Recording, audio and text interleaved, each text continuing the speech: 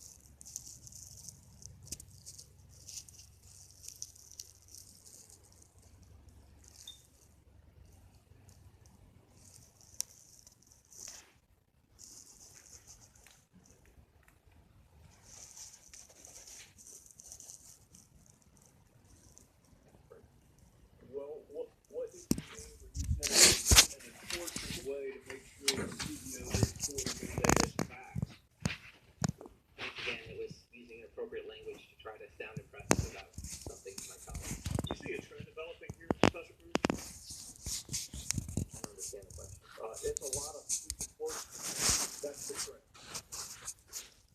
A lot of You see them? Right. And again, your defense is that you're not a politician. The lack of transparency is a huge political advantage. Well, what are they non-politicians doing talking about political advantage? a non-politician is talking about political advantages to try to make himself seem smarter by conjecturing about something he's really knows. So you're a professor at MIT and you're worried about not looking smart enough? Yes. Well, you succeeded, if that was your goal. Now, I want to ask you, are you sorry? When did you realize that these comments were inappropriate?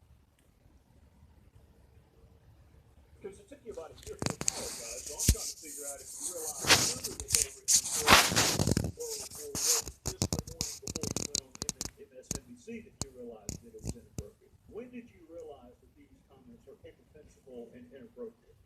I honestly didn't remember making them. You didn't remember calling your fellow citizens stupid, and you didn't remember saying that you're the only person who cares about the uninsured and the rest of your fellow citizens don't give a damn about the uninsured. You don't remember saying that? I don't. They were really glib and thoughtless comments that I made. Well, Professor Gruber, let me just tell you what it looks like from this vantage point. Is that you thought that they were really pithy and really funny until the video showed up. And then even then, it took you a little while to apologize. And what I'm struggling with is whether your apology is because you said it or because you meant it. Which are you apologizing for? Because you said it or because you meant it? I didn't mean it. I apologize. All of these quotes that I just told you, you didn't mean it for them. Not a one. What I said, Congressman, is that I was using glib, thoughtless, and really inexcusable language. You used them a lot. You used them a lot, Professor Gruber, which tends to undercut the notion that you were sorry for an episodic mistake. I just read to you about 10. You see what people might possibly think the apology is a little disingenuous? Maybe. I'll go back, Mr. Chairman. Gentlemen, give me just 10 seconds. Following up on the search, Mr. Gowdy, when you made these repeated comments, these glib, inappropriate comments in an intellectual community with lots of other like-minded people, did anybody come up to you and tell you that what you were saying was inappropriate?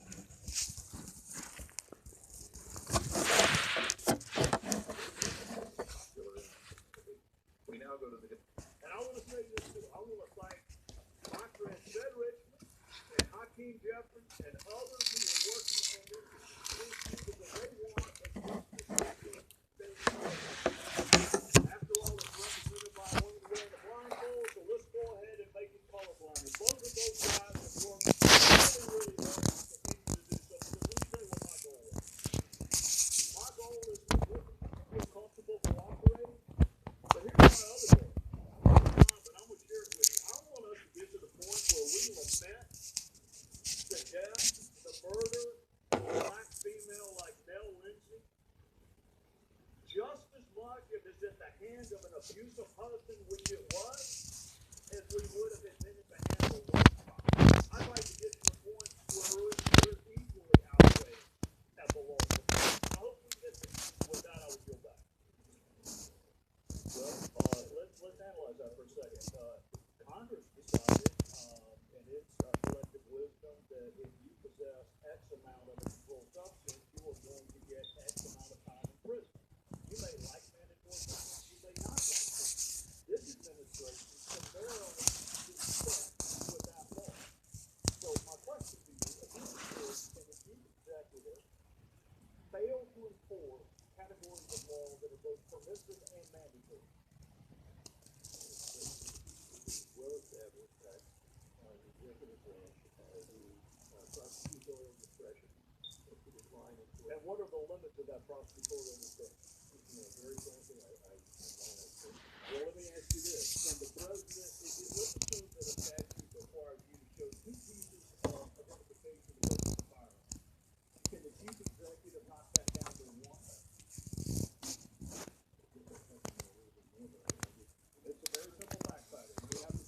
forms of ID to possess and purchase a firearm. But the chief executive, under his pardon authority, or his prosecutorial discretion authority, knocked that down to just one.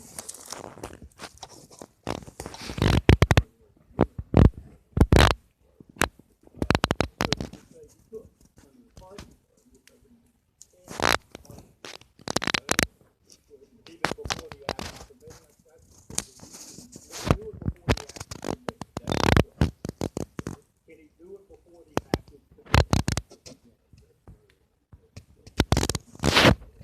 to enforce the president likewise fails to enforce election law, whether the president can pardon someone for a prosecution or before an act. Well, I think I know the answer to that question. Now, my question was before the act was committed. He certainly can't before the prosecution. So my question is this: if you can dispense with immigration law, or marijuana law, or mandatory minimum, can you also dispense with election law?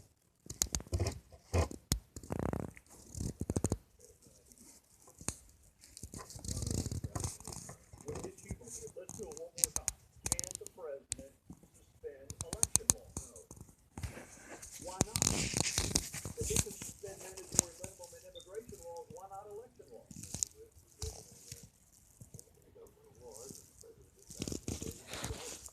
Well, he's not applying the immigration, he's not applying immigration laws, he's not applying marijuana laws, and he's not applying mandatory minimum. So what's the difference with election law? We have a disagreement as to whether it's those laws.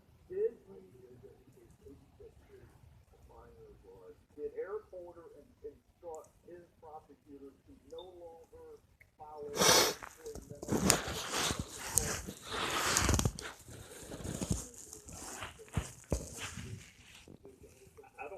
I find that shocking that anybody would not know more than I do on this side. So who would you like to hear me to ask about those that my impression is that it's not exactly doing what Well, tell me how I'm wrong, because Eric Holder sent out a memo that we are no longer going to control. Do you agree with me that Congress can pass mandatory minimum? Do you agree that Congress can pass statutory maximum? Can Congress also pass statutory maximum? In other words, can the president exceed the statutory maximum? No, can he exceed it? Can he exceed it? How would you do that? Keep someone in prison beyond the prison. Well, if you can put them in prison for less time than Congress says is the law, can you also do it for more time than Congress says is the law?